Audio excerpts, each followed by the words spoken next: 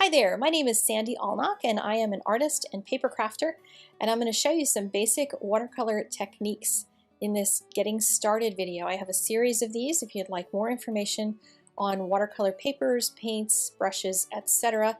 There's a link in the upper right hand corner to go get more information from my blog. Now I am going to use some Canson XL watercolor paper and Koi Sketchbox watercolors. These techniques will work with most any watercolors. I'm just going to show you some ideas on how to apply the color. I have a very clean brush that painted water into one of the flower petals, and I'm just going to drop color into it. You can drop color just at one end, or you can push it around like I'm doing. This one is actually going to dry really smooth, which is a really nice way to get a smooth coloration in your flower petal. And now I want to try something similar, but I want to see if I can make a super pastel flower petal. Sometimes you have colors that are too intense and you want something really soft. So I put a lot of color in it first and let it set onto the paper for just a second, because if you do this too soon, you may end up with zero color left on your paper. But then I take a paper towel and dab it. And this is all in real time, so I didn't wait very long. And you can see I've got a very, very small amount of paint left on the paper. So if you put too much on, you can always remove some by dabbing it off. And then I added water back into it to let it have a little more of that watercolor feel. It'll be a little bit more on the splotchy, drifty side, the way watercolor is. And now I'm going to paint a flower that's going to have a little bit of dark color in the middle and fade out to white toward the outside of it.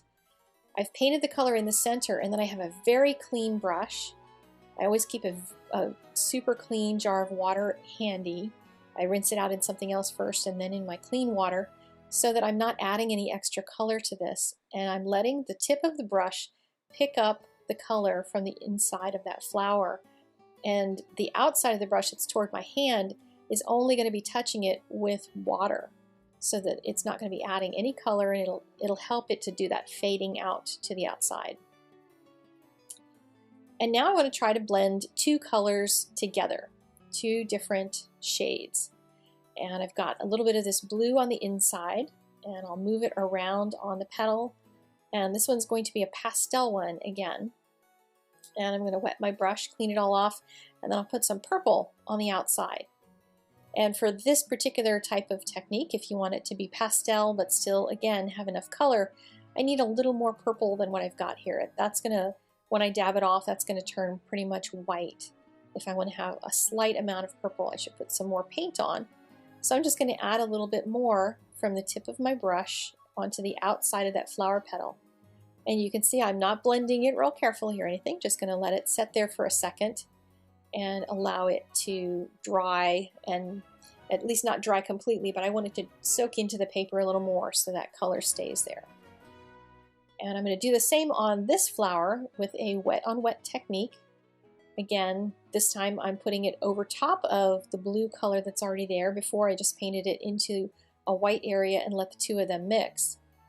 And now you're looking at it and thinking, gee whiz, that looks terrible. It didn't blend at all. Well, now I have a clean, dry brush, and I'm just going to push those two colors around until they blend into each other. I'm not going to fuss with it too heavily, and you can see it blended pretty nicely. And next, I want to see how that flower petal proceeded, because I let it sit there and dry a bit, and you can tell that it's got two colors in it. It's got the little very slight purple and the slight blue, and if I go over it with a clean brush, it just turns right back into watercolor texture again instead of the paper towel texture. But you can of course leave paper towel or any other texture on your paint, and that can be a really fun effect to play around with different kinds of things to add textures to your painting.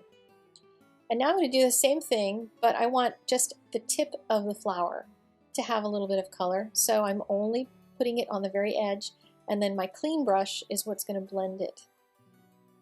Just keep it really soft.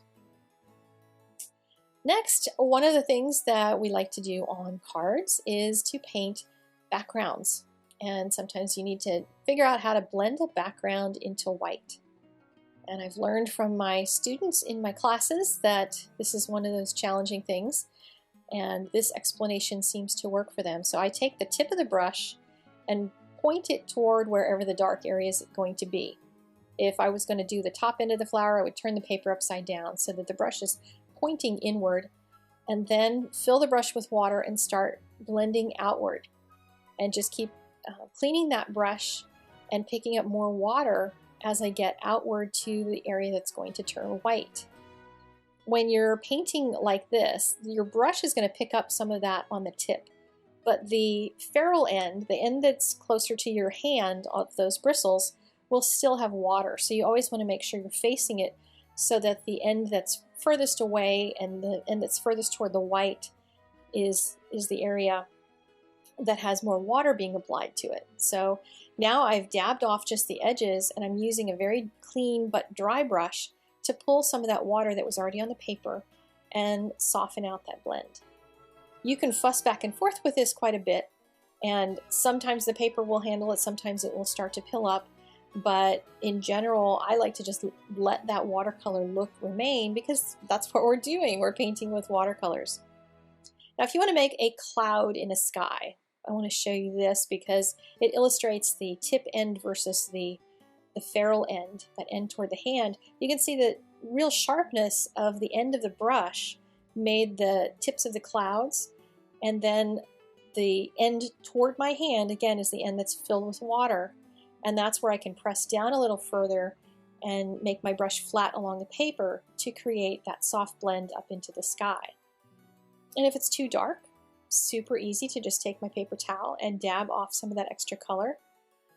And here, if the little line around the clouds is still a little bit too dark, sometimes you can go back into watercolor and work it a little bit more. So I'm going to add more water right along that edge where the little dark blue is, because I can lighten that. You can dab it again with paper towel, but I like it with just a little bit of that darkness because it adds some real contrast and pop to those clouds.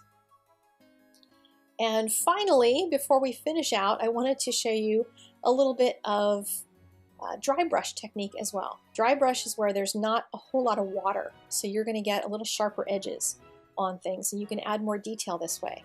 So I'm using just the tip of the brush and more paint than water in this particular case to add little veins to the flower. And it takes a very light touch, it takes some practice, but you can do it, I promise you.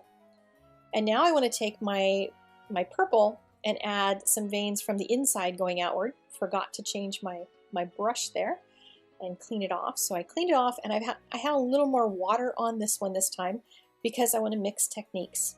So I have slightly wetter paint, but it's still considered a dry brush technique because it's drier paint going over top of paint that's already dry. And now I can go back in and add some blue at the base of the flower petal. And with a clean brush, I'm going to pull some of that color up into that wet purple paint. And now I have a two-tone shadow in those veins. There's a lot of different techniques you can combine, and I encourage you to give it a shot with whatever watercolors you have. Here are two other videos in this beginning series, and the top one is all about papers and paints. The bottom is all about brushes, and you're welcome to go watch those.